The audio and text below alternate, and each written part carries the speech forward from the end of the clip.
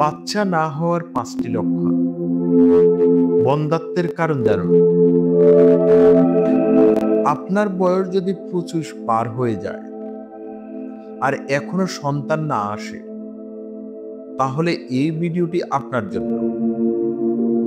কারণ একটা ছোট লক্ষণ, একটা অবহেলা সারা জীবনের আক্ষেপ হয়ে দাঁড়াতে পারে।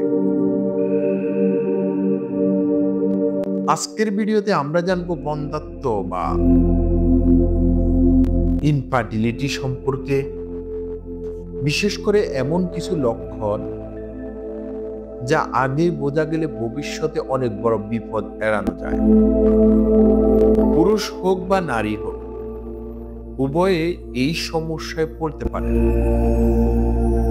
দুঃখের বিষয় হচ্ছে অনেকেই এটা বুঝতে দেরি করে, আর তখন চিকিৎসা করলেও ফল মেলে না।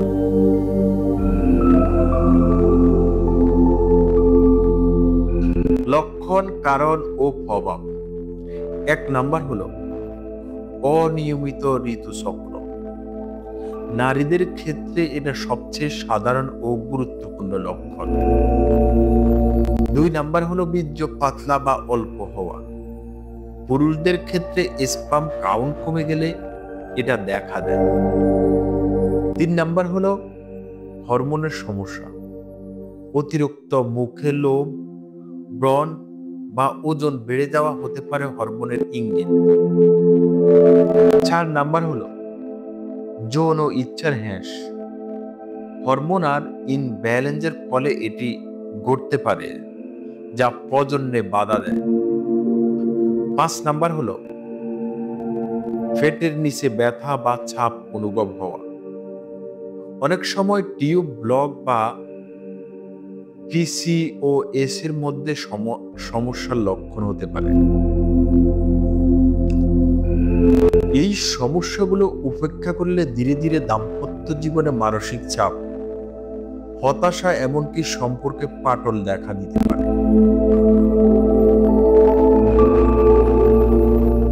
যে গোপন কারণ ও ভুলগুলো প্রায় মানুষই করে থাকে।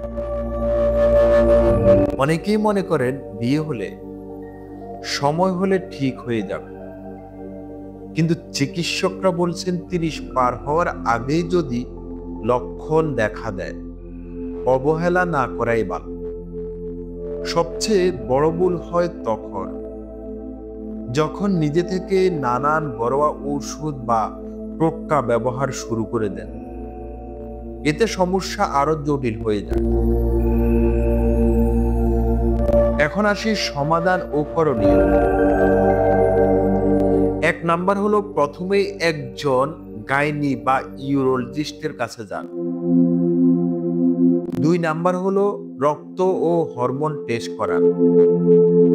3 নাম্বার হলো ওজন নিয়ন্ত্রণ রাখুন এবং ফাস্ট ফুড খাবার বাদ দিন। 4 নাম্বার হলো ধূমপান, অ্যালকোহল বা অতিরিক্ত দুশ্চিন্তা এড়িয়ে চলুন।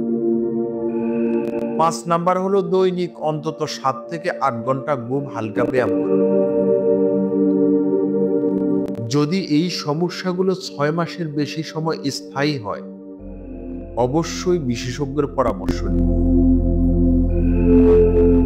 আপনার আশেপাশে কেউ এমন সমস্যায় ভুগলে ভিডিওটি তার সঙ্গে শেয়ার করুন। আর শরীর ও সম্পর্ক নিয়ে সচেতন থাকতে হলে এখনই সাবস্ক্রাইব করুন আমাদের চ্যানেল। পরের ভিডিওতে জানবো মেয়েদের এক গোপন সমস্যা যা অনেকেই ভুল করে সাধারণ চুলকানি বলে এড়িয়ে যায়। সবাই ভালো থাকবেন, সুস্থ থাকবেন। আল্লাহ হাফেজ।